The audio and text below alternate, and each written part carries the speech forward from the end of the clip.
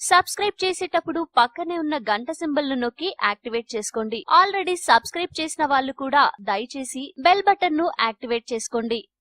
ఇండియాలో హిందుస్థాన్ మోటార్స్ వారితో రూపొందించిన కారు అంబాసిడర్. యూకేలోని ఆక్స్ఫర్డ్ కౌలీకి చెందిన Morris motor company Morris Oxford 3 model ను ఆధారం చేసుకుని అంబాసిడర్ కారును రూపొందించింది. వెస్ట్ బెంగాల్లో హిందుస్థాన్ మోటార్స్ ఈ కారును తయారు చేసింది. స్వాతంత్ర్యం వచ్చాక దేశంలో ఈ కారు రోడ్డుకెక్కింది. విశాలమైన స్పేస్, కార్లో ఇంటీరియర్ ఏర్పాటుకు ఎక్కువ అవకాశం ఉంటుంది. అంబాసిడర్ లో డిక్కీ సామర్థ్యం కూడా ఎక్కువే.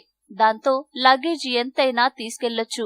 చెక్కు చెదరని బలమైన బాడీ ఈ కారు సొంతం. సేఫ్టీ అండ్ స్పేస్ అన్నీ కలిసుండే కారు ఏదంటే అందరూ అంబాసిడరే అని చెప్తారు. ఈ కారు గురించి అడిగితే చాలు మెకానిక్లు పాత జ్ఞాపకాల్లోకి వెళ్లిపోతున్నారు. భారత ఆటోమొబైల్ రంగంలో ఎన్నో అత్యాధునిక కార్లు వచ్చినా కార్ల మార్కెట్లో మాత్రం ఇప్పటికీ రారాజుగా అంబాసిడరే. మారుతి, హుందాయ్, టయోటా, హోండా ఇలా ఎన్ని కంపెనీలు మార్కెట్లోకి వచ్చినా అంబాసిడర్ క్రేజే వేరు. 1970, 1980లో ఈ కార్లదే హవా. ఆ రోజుల్లో పవర్ ఆఫ్ సింబల్ గా అంబాసిడర్ ను చూసేవారు. ఇంట్లో కుటుంబ సభ్యుల్లాగా అంబాసిడర్ కారుకు ప్రాధాన్యత ఇస్తారు దాని యాజమానులు. కారుతో తమ అనుబంధాన్ని, అభిమానాన్ని చాటుకుంటున్నారు. కొందరు ఓనర్లు మాత్రం కారును అమ్మే ప్రసక్తే లేదని చెప్తున్నారు. అత్యాధునిక కార్ల రాకతో అంబాసిడర్స్ అమ్మకాలు తగ్గిపోయాయి.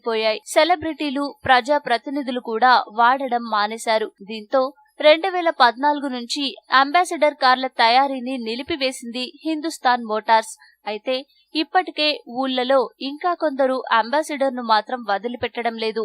ఈ వీడియో మీకు నచ్చితే లైక్ చేయండి, అందరికీ షేర్ చేయండి, కానీ సబ్స్క్రైబ్ చేయడం మాత్రం మర్చిపోకండి.